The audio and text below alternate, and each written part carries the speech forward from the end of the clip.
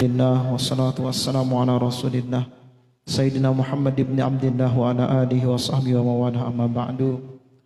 Subhanaka la ilma lana illa ma 'allamtana innaka antal alimul hakim.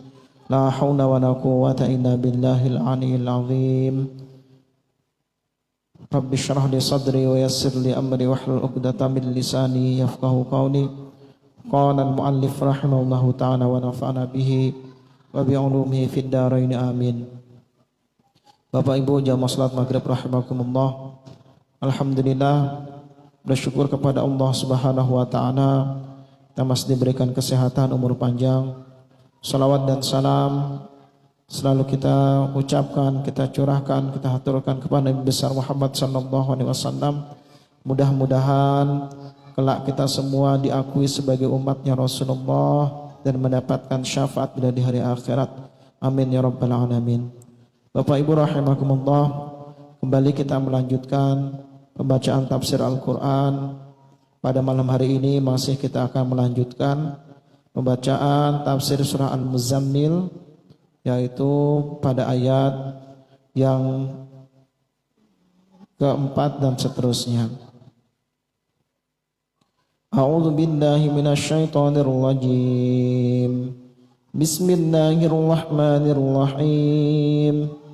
Ya ayyuhal muzammil qumil laila illa qalila nisfahu aw yanqus minhu qalila aw zid 'alayhi wa rattilil qur'ana tartila.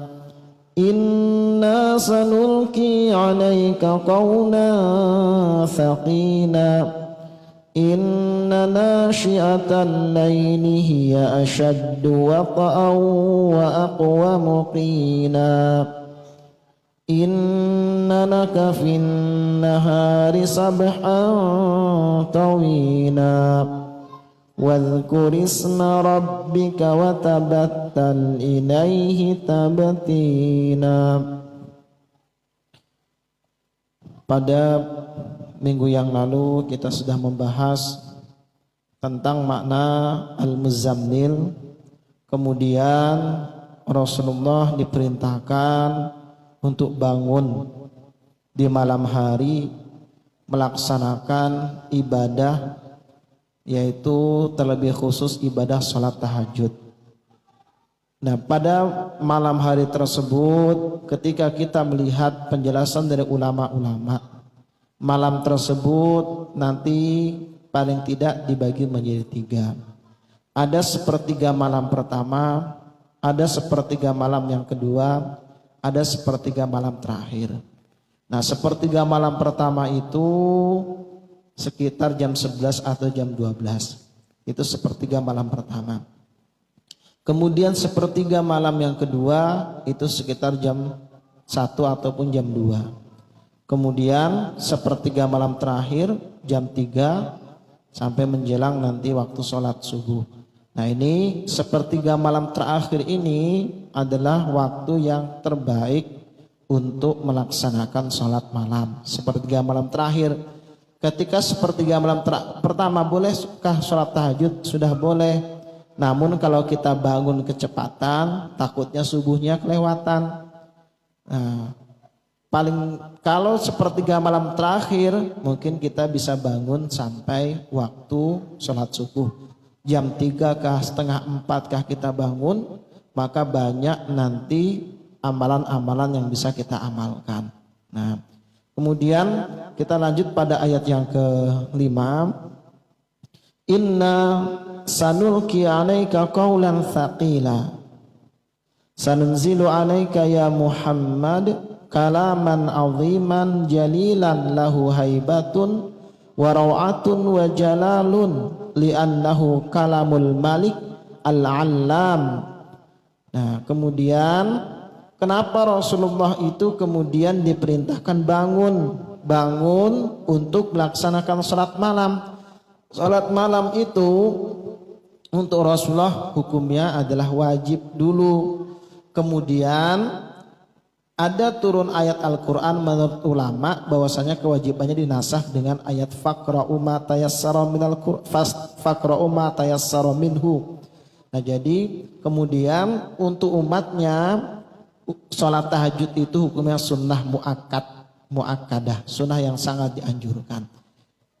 Rasulullah bangun melaksanakan sholat tahajud itu karena Allah ingin mempersiapkan Rasulullah bahwa nanti Rasulullah itu akan diberikan beban berat sehingga harus dipersiapkan lebih dini. Nah, apa beban itu? Sanunzilu alaika ya Muhammad, nanti kami akan menurunkan kepadamu wahai Rasulullah, wahai Nabi Muhammad, kalaman aziman, firman Allah yang sangat mulia, lahu haibatun wa raw'atun wa jalal, yang memiliki kehebatan, yang memiliki wibawa, kemuliaan, di annahu kalamul malik, itu adalah firman Allah Subhanahu wa taala. Nah, yang diinginkan dengan qaulan tsaqila yaitu nanti adalah ayat-ayat Al-Qur'an. Kenapa dikatakan berat? Qaulan itu kan asal artinya perkataan. Tsaqilan itu berat. Kenapa dikatakan itu berat? Karena nanti di dalam Al-Quran itu di dalamnya mengandung perintah dan larangan. Itu berat. Perintah berat, larangan lebih berat lagi. Nah, karena itu Rasulullah dipersiapkan dengan apa? Salat malam tadi. Mengerjakannya itu berat, apalagi menyampaikan. Nah, Rasulullah kita mengerjakan perintah Allah itu berat. Larangan lebih berat, meninggalkan. Kemudian menyampaikan, Rasulullah menyampaikan di saat itu kepada orang-orang kafir Quraisy yang di saat itu belum kenal dengan namanya ajaran Islam. Nah, berat makanya. Kemudian wakil al-murad ma fil Quran minal awamir wan nawahi. Nah, ini yang tadi kita sudah sebutkan bahwasanya yang diinginkan itu dalam Al-Quran itu ada perintah, ada larangan. Nah, itu sangat berat. Hiya takalifun syaqqatun tsaqilatun alal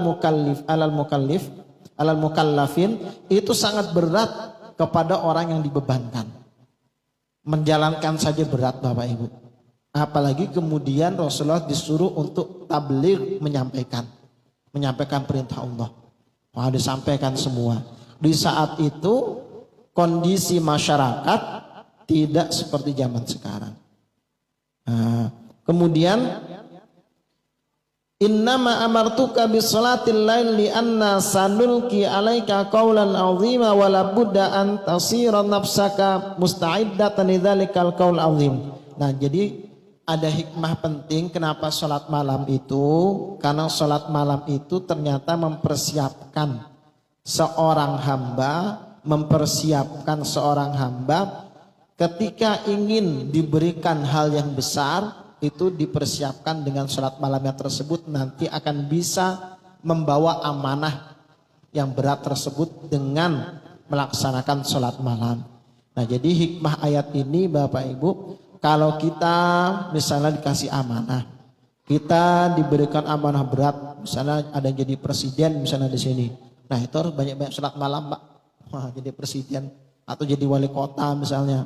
Nah, banyak sholat malamnya. Tapi betul-betul lillah karena Allah untuk mempersiapkan diri nanti ketika dia diberi beban amanah untuk menjalankan pemerintahan. Nah, jadi seperti itu Rasulullah itu kemudian sholat malam dipersiapkan oleh Allah untuk apa? Menyampaikan dakwah, menyampaikan ajaran tersebut. Nah, itu jadi karena malam itu luar biasa. Nah, kemudian inna nasyi'atal laili hiya asyaddu wat'a. Inna sa'atil laili wa awqatihi allati fiha at-tafarruq was-sifat ma yunshihul mar'u wa yuhdithuhu min ta'atin wa ibadatin. Sesungguhnya nasyi'atal lail, bangun malam, bangun di waktu malam. Bangun di waktu malam itu asyaddu wat'an, sangat kuat bangun malam sangat kuat. Apa sangat kuat? Sangat kuat nanti apa? Pengaruhnya terhadap kejiwaan seorang. Jadi ketika bangun malam asyaddu wat'an itu sangat kuat untuk apa? Yaitu sangat kuat pengaruhnya kepada kejiwaan seorang. Jadi ketika bangun malam itu sangat berpengaruh bagi kejiwaan seorang, bagi apa ruh seorang ketika bangun malam tersebut.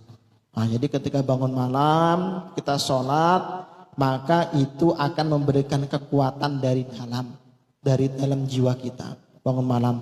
Makanya inna nasyi'atal laili hiya asyaddu wat'a. Wah, karena lebih kencang, lebih kuat.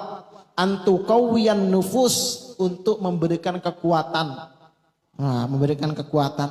Jadi bangun malam itu memberikan kekuatan. Kekuatan spiritual, kekuatan rohani. Nah, kalau kita makan minum, kekuatan jasmani. Bapak Ibu makan minum untuk memperkuat jasmani. Kemudian bangun malam itu tuqawwi an-nufus, untuk memberikan kekuatan dari dalam, dari ruh kita. Nah, jadi kuat di sana. Kemudian lebih percaya diri ketika kita menghadapi sesuatu. Makanya harus bangun malam. Nah, ini kalau sebentar lagi kan puasa ini Bapak Ibu, gak terasa ini tinggal berapa bulan lagi puasa. 2 bulan, gak sampai 3 bulan puasa kita. Biasanya kalau puasa Ramadan itu kita dilatih lagi, sekolah lagi. Ramadan sekolah untuk latihan nanti supaya di luar bulan Ramadan terbiasa. Nah, jadi berat karena malam itu memang berat bangunnya. Sudah bangun, habis itu ibadahnya lebih berat lagi. Sudah ibadah, musuhnya ngantuk. Tapi kalau kita melaksanakan itu, hiya asyaddu wat'a. Nah, itu lebih kuat untuk memberikan dorongan dari dalam jiwa kita tersebut. Itu kalau bangun malam.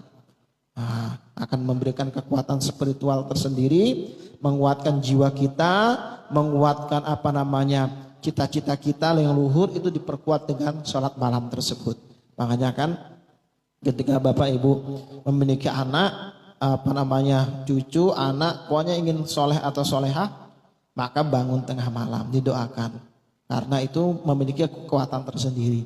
Bangun, jangan yang malamnya jangan terlalu malam, sepertiga malam yang paling akhir saja. Apalagi kita kerja siang, bangun jam 3 atau setengah 4, kalau tidak bisa jam 3 setengah 4. Nah, malam-malam yang sudah mendekati waktu subuh. Kalau nanti yang tengah malam jam 2, takutnya apa? Nah, besok enggak kerja. Kalau enggak bisa kerja, nanti kasihan. Nah, jadi seperti itu. Jadi tetap harus memenuhi kewajiban yang lain. Nah, bangun malam. Karena kalau dari ulama-ulama fikih, ketika kita bangunnya terlalu malam-malam, bangun misalnya jam 1 bangun, kemudian siangnya enggak kerja, melalaikan kewajiban kita yang lain, maka lebih baik ditinggalkan bangun malamnya. Itu kalau ulama fikih. Namun kemudian kalau kita melihat, maka paling baik sepertiga malam paling akhir. Jam 3 kah, setengah 4 kah bangun. Nah, karena itu ada kekuatan tersendiri. Wa aqwamu qila wa aqwam. Nah, aqwam itu artinya kan lurus. Kokoh. Qila perkataan. Nah, bacaan ketika di malam hari itu jelas. Lebih berkesan. Bapak Ibu baca Al-Quran di malam hari itu lebih berkesan. Sholatnya memperkuat spiritual, kejiwaan. Bacaan itu lebih mudah untuk ditadaburi. Nah, itu kalau malam hari. Nah, jadi kalau bangun malam itu dapat dua-duanya. Bacaannya cepat bisa ditadaburi. Kemudian Kemudian juga memberikan kekuatan dari dalam, dari ruh kita. Kuat, semangat ibadahnya. Nah, semangat ibadahnya. Jadi kalau orang sholat tahajudnya rutin, tidak ada ibadahnya nggak semangat. Asal sholat tahajudnya itu lillah, karena Allah. Tapi kalau sholat tahajudnya nggak demikian, ya wallahu a'lam. Artinya kalau memang lillah ta'ala karena Allah, maka akan mendorong semua ibadah yang lain. Itu sholat tahajud. Nah seperti itu, karena itu lahir dari kekuatan dari dalam tadi. Nah kemudian bacaan-bacaannya itu pun demikian. Nah bacaannya itu jelas, terdengar nyaman. Bapak Ibu baca pelan aja malam itu, enak. Nah enak bacaannya. Wah bacaannya enak, itu pelan. Maka sholat tahajud itu kalau baca perlahan enak. Apalagi Rasul itu ketika sholat tahajud panjang ayatnya, nggak terasa Pak. Surah Al-Baqarah selesai tidak terasa, sambung lagi surah Ali Imran selesai tidak terasa, sambung surah An-Nisa, wah sambung terus Pak. Kalau kita yang nggak sanggup, kul aja kul enggak, alhamdulillah sudah kul huwallah, kul a'udzu birabbil falaq. Itu kalau nggak sanggup tidak apa-apa, pendek-pendek.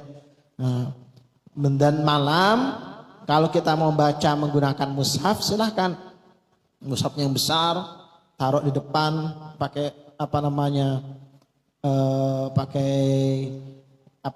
rehal yang tinggi, nah, sambil baca. Bisa ketika sholat tahajud silahkan sampai khatam. Misalnya mau mengkhatamkan bacaan Al-Quran, bacanya sudah bagus Bapak Ibu, tapi belum hafal Al-Quran, gimana? Saya pengen mengkhatamkan Al-Quran dalam sholat. Baca aja malam ini 2 ayat, malam ini 1 lembar, besok 1 lembar. Kalau bertahun-tahun khatam nanti Pak. Nah itu jadi kalau sholat malam itu maka kita bagus ketika kita kemudian mau melihat mushaf Al-Quran. Lihat aja mushaf banyak pahalanya double Pak. Pahala 1 membaca, pahala 2 melihat mushaf Al-Quran. Nah itu kalau sholat malam. Jadi kalau sholat malam silahkan mau lihat mushaf seperti itu. Nah di rumah misalkan sendirian, mau praktek, saya pengen mengkhatamkan Al-Quran tapi dalam sholat, ya gitu caranya Pak. Kita belum hafal Al-Quran 30 juz, caranya dibaca aja, beli rehal yang tinggi. Wah nanti kan ada Al-Quran tahajud, sekarang ada Al-Quran tahajud. Jadi Al-Quran tahajud itu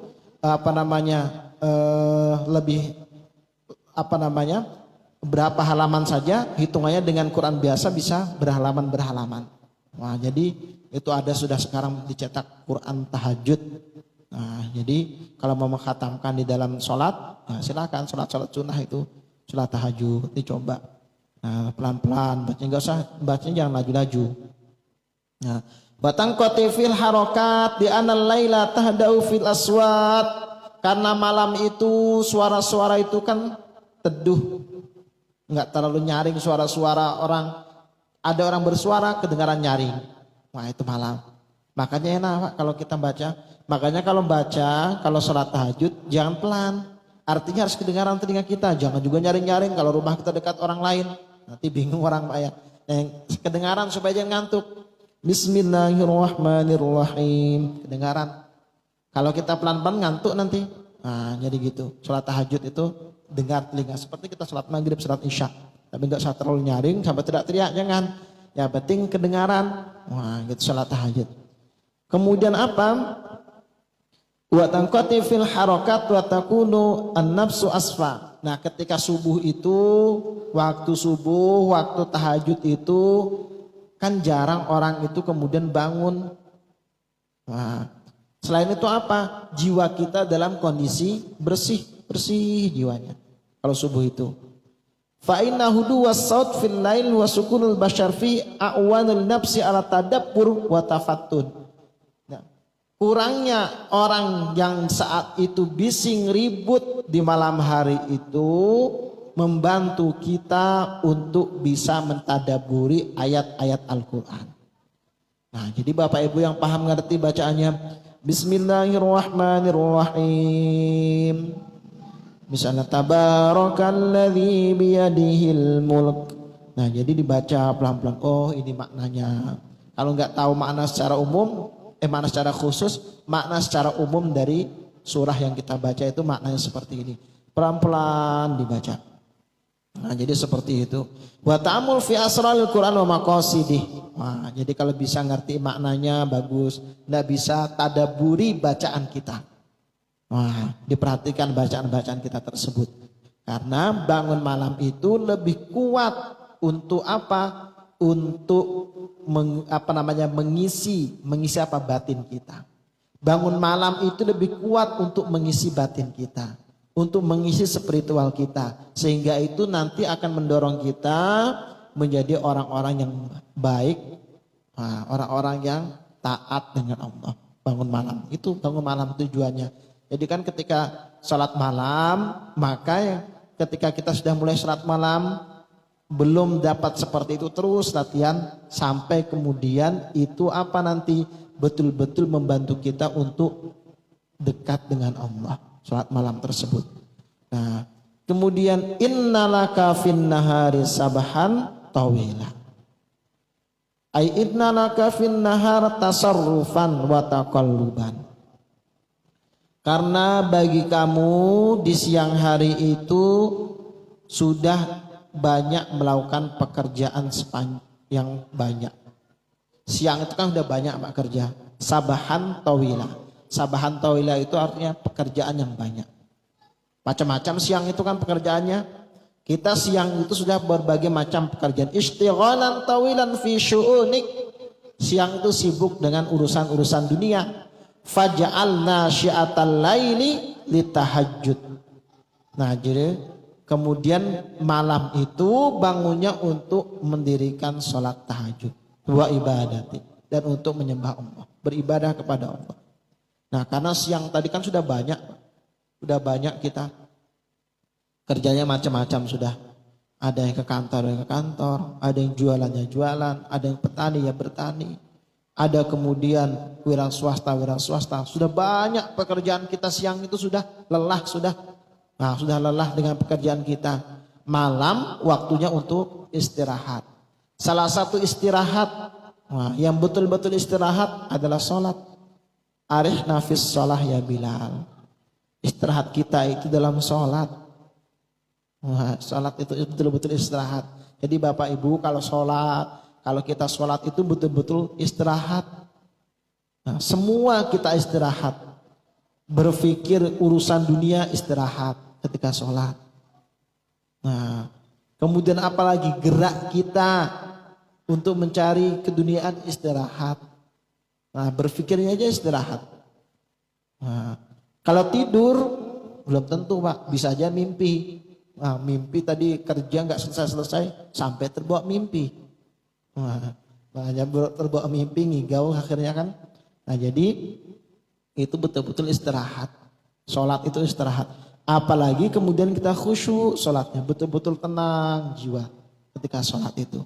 Makanya rugi kalau orang kemudian diberikan umur panjang tidak sholat, rugi.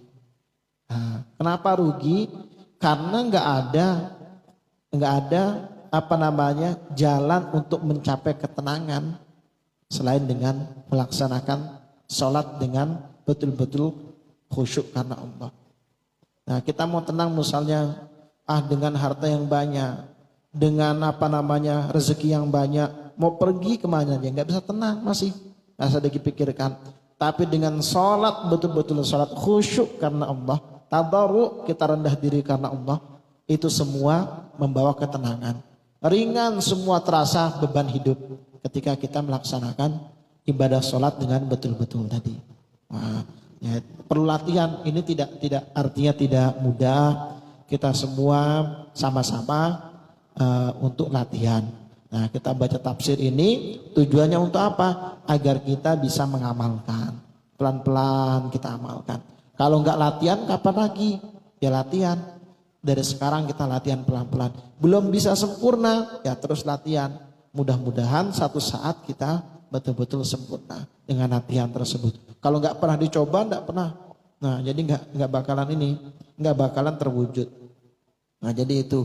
Nah, jadi innalaka fin nahari sabhan tawila. Karena siang hari itu sungguh bagi kamu di siang itu sudah berbagai macam aktivitas, kesibukan itu kita kerjakan, sibuk macam-macam sudah dikerjakan, berbagai macam kesibukan sudah kita kerjakan, yang urusan dunia pokoknya sudah semua kita kerjakan siang itu. Siang. Nah, masa mungkin kemudian kita mau kerja 24 jam, Pak? Tidak mungkin 24 jam kita itu kerja. Nah, kalau kita kerja 24 jam itu robot namanya. Nah, nggak mungkin kita 24 jam kerja. Nah, ada kemudian rehat, istirahat. Makanya kemudian kata Syekh Asy-Sya'rawi apa? Hikmah diciptakannya langit itu 6 hari, langit dan bumi itu 6 hari, sittata ayyam.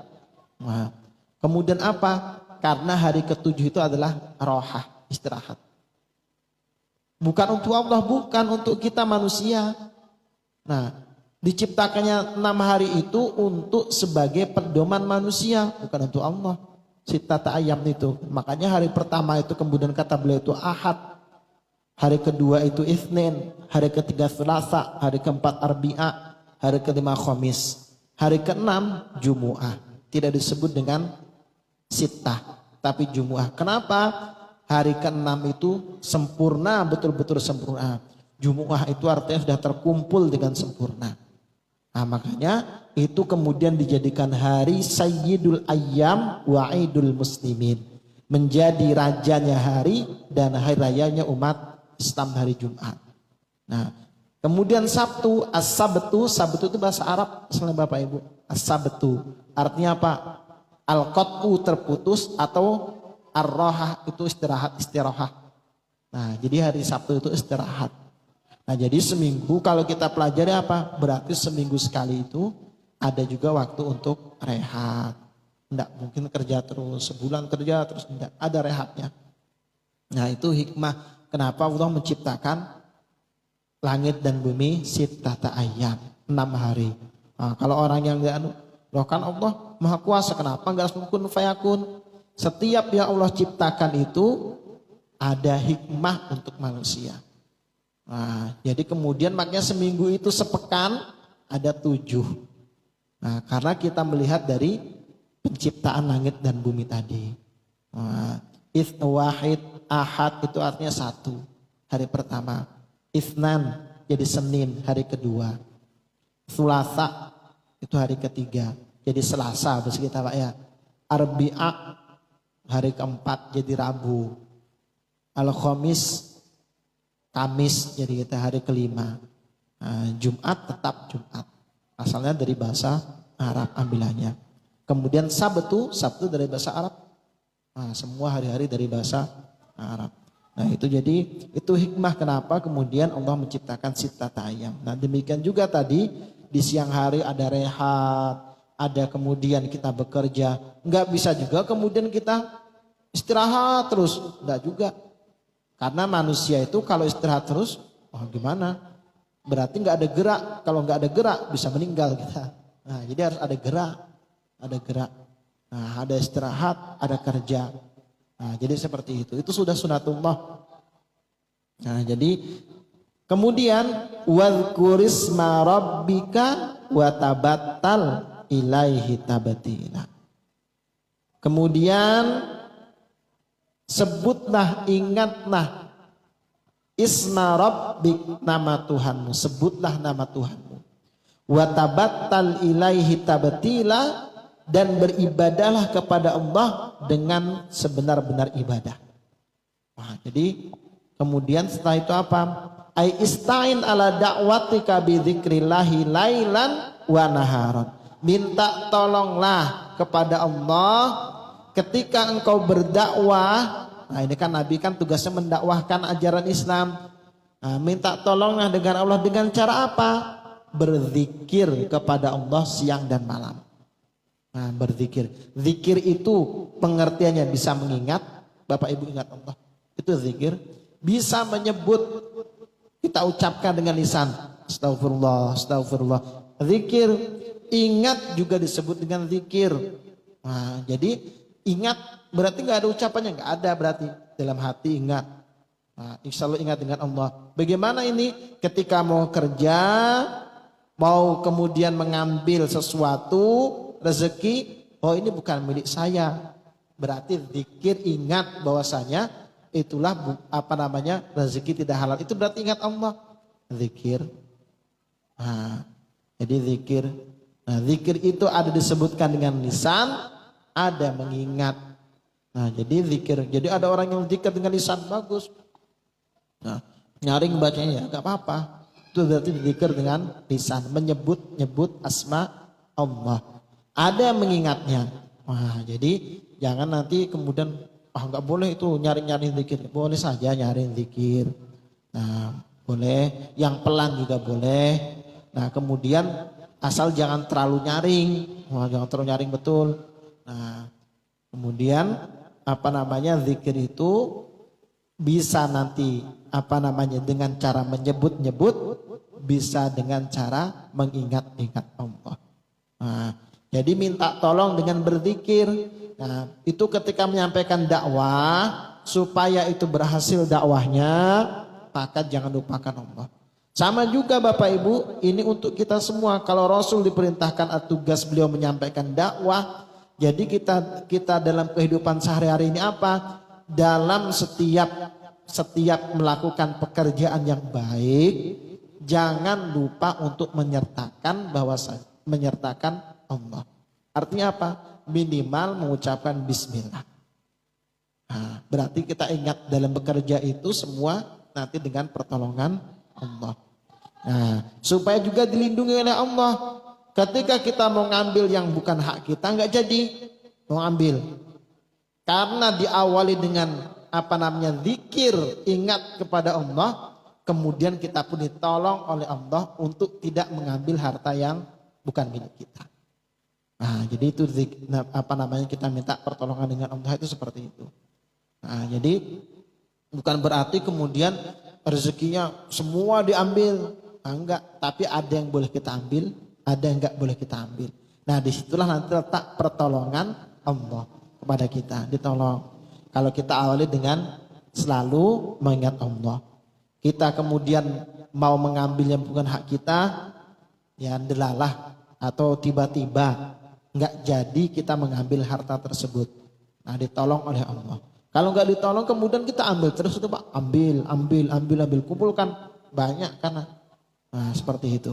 Kemudian karena kita zikir, sudah kita pegang, sudah enggak jadi. Ini pertolongan Allah.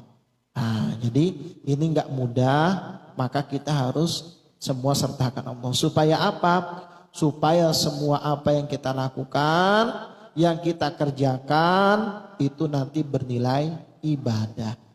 Nah, jadi gitu. Nah, jadi ini kalau enggak pertolongan Allah susah, Pak. Makanya kita harus selalu meminta pertolongan dari Allah. Rasulullah diperintahkan untuk bangun malam agar bisa menyampaikan pesan-pesan dari Allah kepada umatnya. Kemudian ketika menyampaikan pesan-pesan tersebut, Rasulullah diperintahkan apa? Jangan lupa untuk selalu berzikir. Zikir terus supaya mudah. Nah, makanya kemudian ini kita realisasikan bisa dalam kehidupan sehari-hari kita.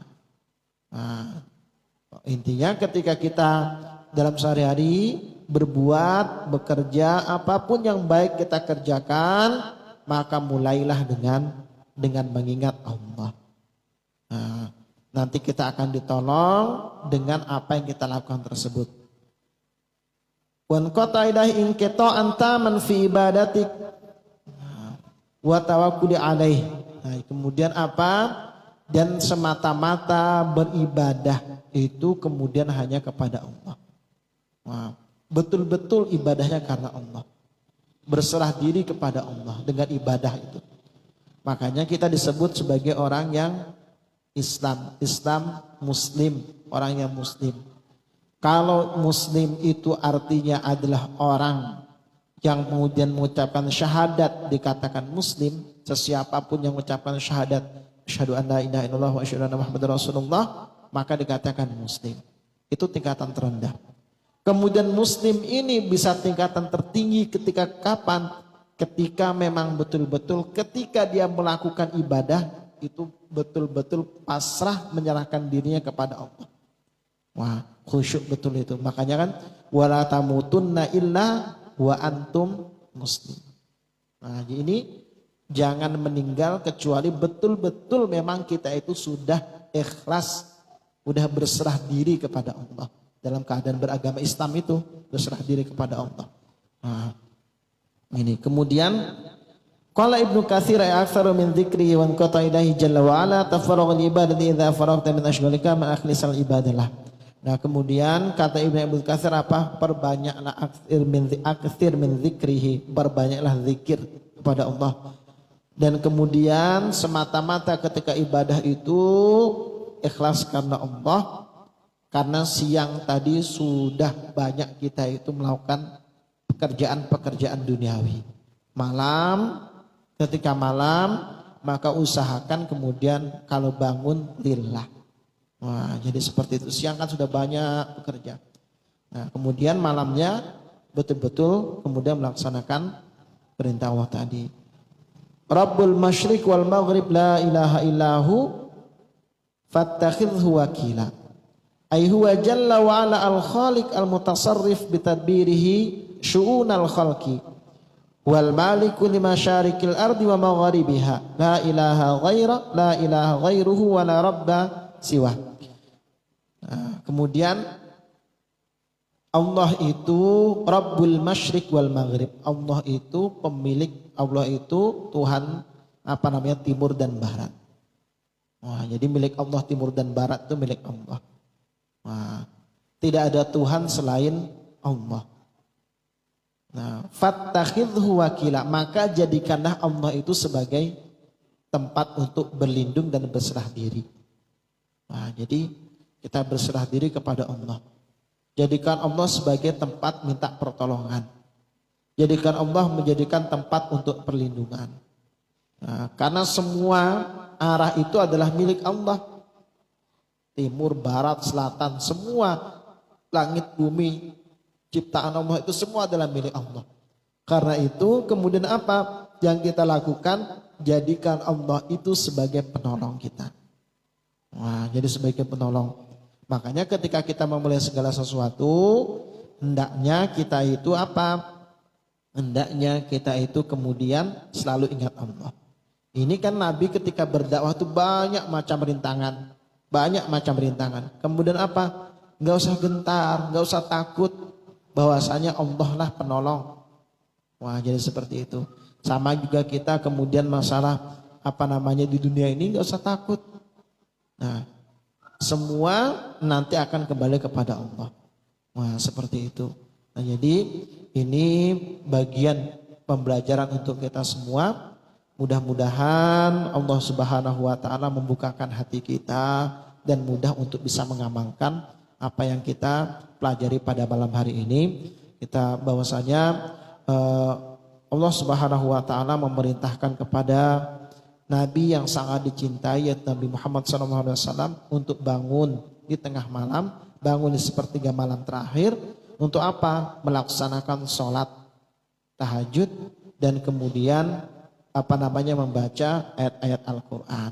Nah, bacaannya itu nanti dengan bacaan yang tartil, pelan-pelan bacaannya, jangan terburu-buru.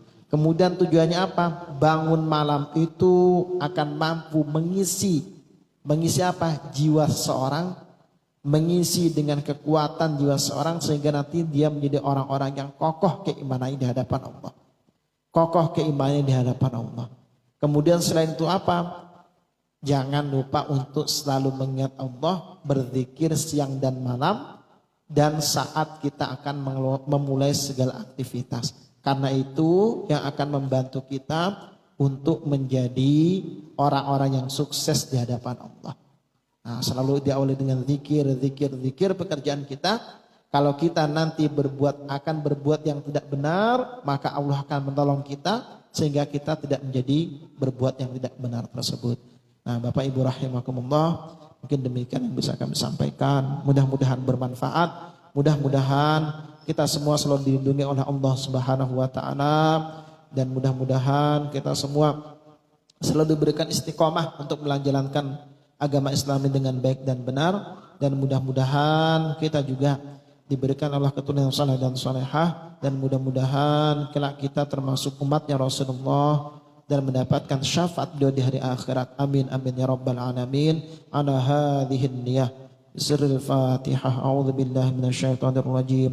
بسم الله الرحمن الرحيم. الحمد لله رب العالمين الرحمن الرحيم مالك يوم الدين إياك نعبد وإياك نستعين صراط المستقيم صراط الذين أنعمت عليهم غير المغضوب عليهم ولا الضالين آمين. Amin. Bismillahirrahmanirrahim. Alhamdulillahi Rabbil Alamin. Assalatu wassalamu ala ashrafil mursalin Sayyidina Maulana Muhammadin wa ala alihi wa sahbihi wa barik wa sallim ajma'in. Allahumma anfa'na bima 'allamtana wa 'allimna ma yanfa'una wa zidna ilman fahma. Allahumma faqihna fid din wa 'allimna at-ta'wil bi rahmatika ya arhamar rahimin. Rabbana atina fid dunya hasanah wa fil akhirati hasanah wa qina adzaban nar. Sallallahu alaihi wasallam Muhammad wa ala alihi wasallam. Alhamdulillahi Rabbil Alamin. Assalamualaikum warahmatullahi wabarakatuh.